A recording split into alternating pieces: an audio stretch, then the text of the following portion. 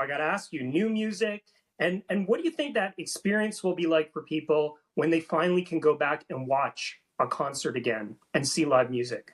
Well, the answer to your first question, yes, I'm working on new music. The question of whether and when it will come out is a completely different story. I think we're all in flux. Everything is so fluid. I think number one, we have to worry about the well-being of the people in our lives that we love, um, and strangers and vulnerable people that are being impacted by this. I think that's number one. Who cares about, honestly, who cares about music or anything else? That human life is easily the number one thing.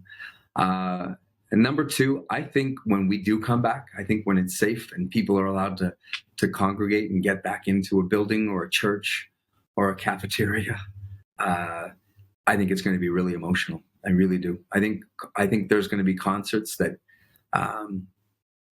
you just have thousands of people crying. I really do, and myself included. I think it's going to be just a really touching and emotional experience for us to have come through this as a nation, as a species, and to sort of hold each other and to cry with each other and to celebrate with each other. I think it's going to be an incredibly emotional moment for millions of people all over the globe when we actually get back together. I really do.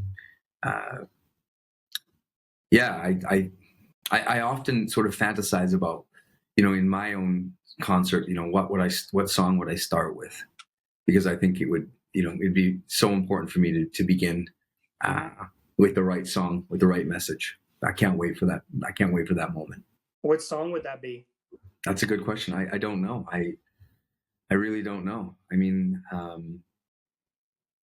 It depends on the message that you feel like you want to convey on that night. And, there's a celebratory feeling, obviously, when you can come back and do this. But then I know so many people who have lost people, too many people, and their lives will never be the same. And there's going to be a hollow feeling in their gut.